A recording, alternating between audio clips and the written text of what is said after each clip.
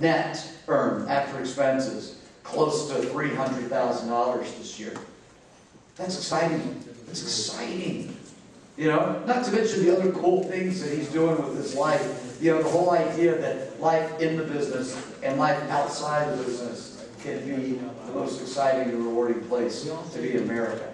And that is possible. We got guys who are moving towards it. It doesn't happen overnight, and it doesn't happen all at once. It happens in stages. And many of you, even if you're living the district manager position right now in the lowercase d, there's still sections of what you're doing that are living it in the capital D.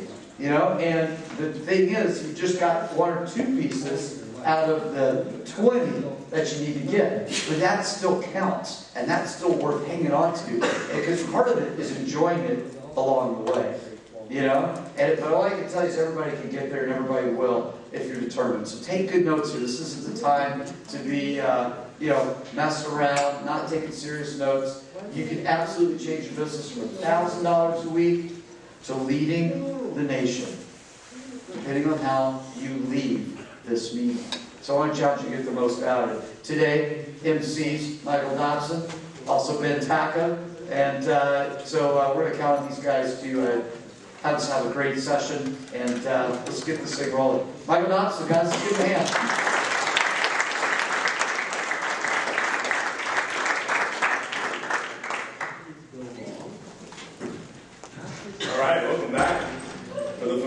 It's always good to see you again.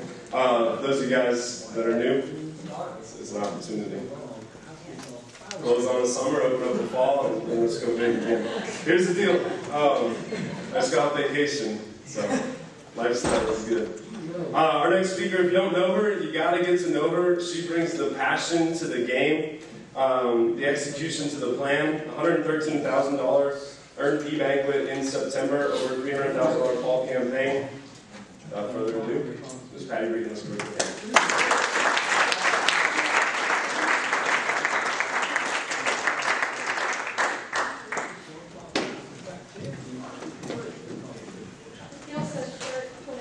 Okay, awesome. So,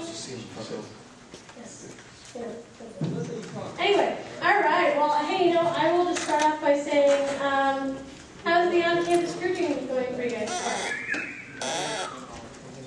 Wow, that really didn't sound good. We gotta pick some stuff up. I'll tell you a funny story before I start. Is Nick and I were on doing a couple of days ago, and I just thought this was pretty funny to share with you guys. And I'm such a huge person, I get in the way of everybody. And I don't know if any of you guys have these bikers that really bike really fast through campus. You guys know what I'm talking about? And that's always been my worst fear, to get hit by one. And so we were sitting here passing out flyers, and I'm on the side of there's two sidewalks, and I'm by the gravel, and all of a sudden I'm passing out a flyer. Here you go. I look over, and a bike tire is coming into my hip. I fly into the air, and I get mangled by a biker. So I thought that was pretty funny. Nick got to see it all, and so. Yes, and it was his friend, oddly enough, so it was pretty hilarious. So anyway, I will tell you guys, I'm very excited for the fall, and I will tell you that the fall can either be a time to thrive or survive. And personally, I've done both, and we're going to talk about that. From 2007 to 2008, that's where I experienced both of those. But I will tell you that the fall really allows you, I personally think, to teach you how to become the best coach. We always talk about becoming the best version of yourself. Well, I believe that the fall allows you to become the best coach that you can possibly be. Because you have to be a really tough coach, right? Especially with these kids, because they have a lot more, reasonable excuses. Because in the summer, if they make an excuse, you can really easily deflect those excuses why they can't come to the team meeting or whatever because it's summertime. But now they have school, they have homework, they have less time, and you get to learn how to bring that tough love, which I think is really cool, and you get to learn how to be a really awesome coach. And so, I will also let you guys know that you can also create an awesome environment, especially if you're able to really promote the fact that your office is fun. That's the place that they should be at. So if you guys think about it, I mean, kids, their first 2 weeks, they're excited to go to school, but after that, they really hate going to school, and so they would rather be anywhere else other than school. So where do? They go to the office. And so what was awesome last fall is that I had a summer-like atmosphere in the evening while I was on campus during the day, as well as all my other students were on campus during the day. So we had a ton of reps, always in the office, all the time, and so that was definitely pretty awesome. And I will tell you, it was a lot of fun.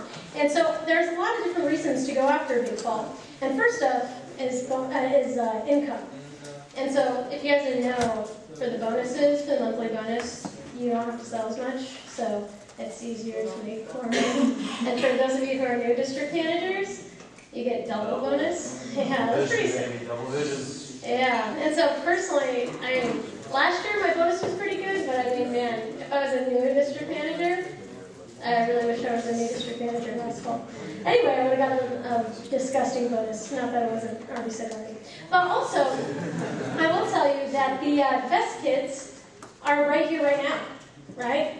They're all in one place. It's like shooting fish in a barrel. That's really, really easy, right? They're all in one area. And so, but I will tell you that, you know, this allows you to become a really good coach, because if you could coach someone to become a really good rep, as well as be a really good student, and have all their other priorities in life also met, think about what a great development candidate that will be, right? So if they can handle all those things and juggle them on their plate and still do well, man, they're going to be a great branch manager. And so I would also say that one of the things that I'm one of the other reasons that it's really awesome to have a big fall is you're building your staff right now for next summer. And so you don't build your staff right before the summer, which I've done in the past, scrambled last second to just throw somebody in there and be like, oh, I hope they do well. But right now, you're building your staff right now to teach them and train them on how to do a really good job. Obviously, Drew did a really great job of that. You saw his staff was just totally packed, and I'm sure he'll talk about that in one of his talks. If he doesn't, then you should probably ask him a question about it. But also, it allows you to build momentum for the spring. As Blake had pointed out, there was 3 offices that hit 300,000 in the spring. And so, but if you look, Drew, Wes, and I all did pretty good jobs in the fall. We also did a really great job in the spring. And I would say that it definitely trickled over, because obviously we were able to carry some teams in there. But I'll let you know, one of the biggest reasons you guys just want to work really hard is because, believe me, you'll enjoy the fall a lot more when the business is going well. And so, you know, past falls that I didn't have such a great business or a great fall, I remember running a team meeting in November for like 3 people. And I remember it was like snowing outside, and I just wanted to be at home, and I was like, this sucks, right? Low sales, like my sales report was not exciting at all. Like I would dread putting it in online. And so I wanted a really successful team of representatives. And to me, what a successful team meant was successful in and out of business. People who were really excelling at school, but also excelling at making good money with us. Not just income, but good money. And being able to show those different paychecks. And really being proud of being part of our team. And so, you know, I love the fact that last fall, I should say, we definitely had a lot of team pride. And so on campus, people would come up to me and they would have no problem handing out flyers because they'd be excited about what they were building and what they were part of. And so I will tell you that right now, I would say fall is one of the best times to go big. Because, yeah, I sold 300,000 last year, but I don't even think that's like the tip of the iceberg. I mean, that is just the tip of the iceberg, I should say.